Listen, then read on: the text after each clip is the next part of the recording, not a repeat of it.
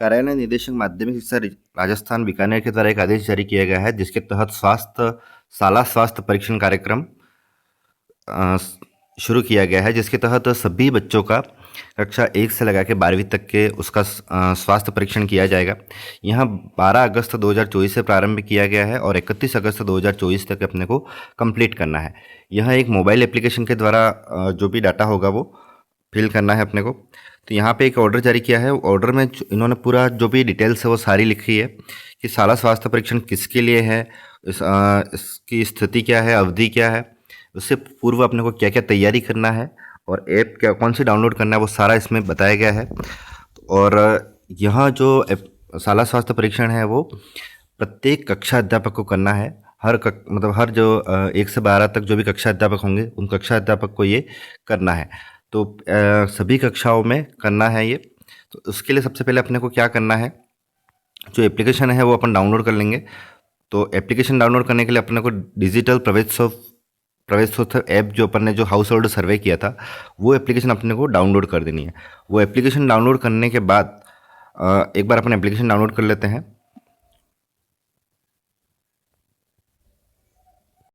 यहाँ पे मैंने एप्लीकेशन डाउनलोड कर दी है डिजिटल प्रवेशोत्सव। यहाँ पे आपको एक बार परमिशन दे देनी है।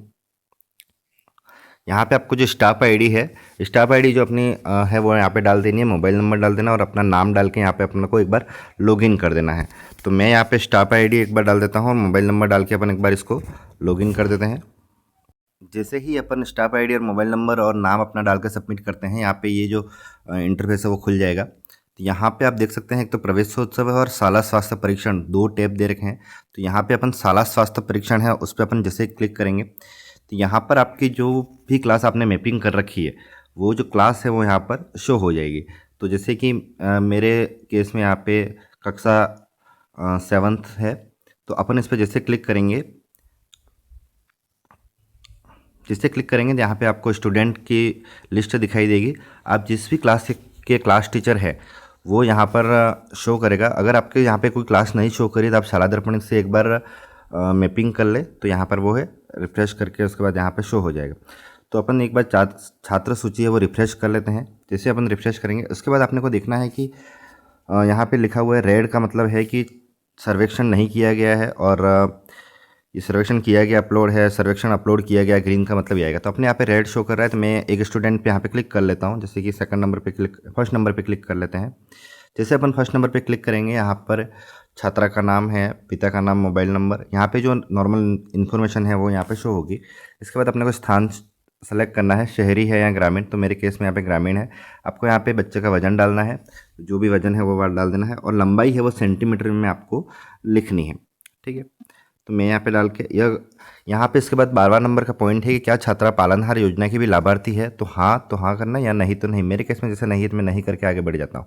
तो यहाँ पे कुछ सवाल दिए गए हैं, उन सवालों को आपको हाँ ना में जवाब देना है। जैसे सिर में झूप या लिख को देखना है, अगर ऐसा है तो अस्वच्छता का प्रतीक है। तो अगर सिर में खुजली चलती है क्या, ऐसा भी पूछना है। तो बच्चे को पूछना है कि उसके सिर में खुजली चलती है, जू वगैरह है या नहीं है। तो है तो हाँ लिखना है, नहीं तो नहीं लिखना है। तो यहाँ पे नहीं किया। फोड़े फुंसी है, बच्चे के चेहरे पर, शरीर पे कोई फोड़े या फुंसी है, हाँ तो हाँ करना या नहीं। ऐसे करके आपको यहाँ पर सारे जो सवाल है वो आपको यहाँ पर जवाब देने हैं और आप पे आगे बढ़ते जाएंगे। जैसे आप आगे बढ़ोगे तो लास्ट में जो यहाँ पर एक ऑप्शन आएगा, ये 51 क्वेश्चन के बाद यहाँ पे विद्यार्थी के हाइजीन से संबंधित भी कुछ प्रश्न पूछे जा रहे हैं, तो वो भी आपको यहाँ पर फिल करने हैं। ये ध्यान रखना है कि 6 से लगा के 12वीं तक की जो बालिकाएं हैं उसके लिए जो है वो महिला शिक्षिका को ही नामित करना है या महिला शिक्षिका के द्वारा ही ये स्वास्थ्य परीक्षण है वो करवाना है। अगर महिला शिक्षक मतलब कक्षा अध्यापक नहीं है तो उसके लिए क्या है कि वो जो इन्फॉर्मेशन है वो बालिका से महिला जो अध्यापिका होगी वो लेगी और वो है वो टीचर को देगी और वो डाटा है वो अपने को यहाँ पर फिल करना है। जैसे ही आप ये इन्फॉर्मेशन सारे सबमिट करेंगे यहाँ पे डेटा सफलतापूर्वक सहेजा के आगे आ जाएगा। उससे अपन ठीक है पे क्लिक करेंगे। जैसे ही ठीक है पे क्लिक करेंगे तो अपने जो वापस अपन होम पेज पे आ जाएंगे।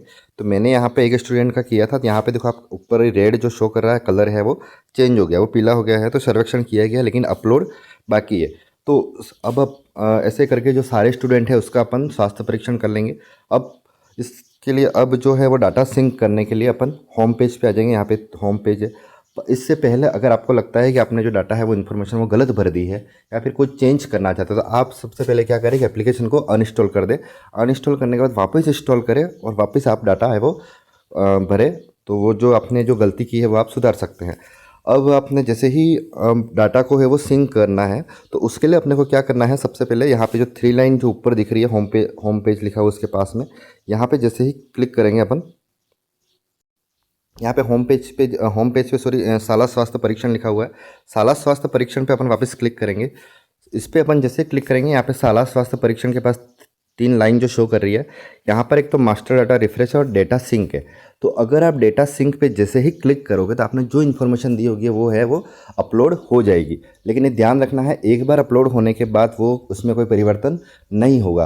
तो अगर आप कोई परिवर्तन है या फिर कुछ भी चेंजेस है तो उसके लिए आपको एप्लीकेशन को अनइंस्टॉल कर देना है और वापस करना है। तो ध्यान रहे, डाटा सिंक करने के बाद इसमें कोई भी परिवर्तन नहीं होगा।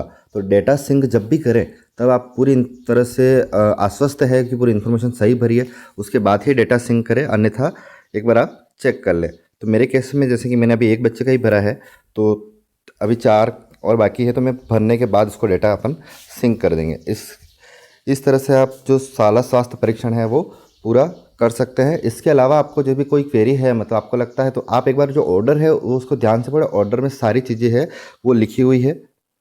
यहाँ पे ऑर्डर में जैसे सीडीओ के क्या उत्तरदायित्व है, पीओ के क्या उत्तरदायित्व है और संस्था प्रधान का क्या इसमें रोल रहेगा, वो सारी चीज़ें हैं वो यहाँ पे दे रखी है। और इसके अलावा यहाँ पर एक और चीज़ दे रखी है कि जो लास्ट डेट है वो 31 अगस्त है। 31 अगस्त से पहले अपने को ये कंप्लीट करना है।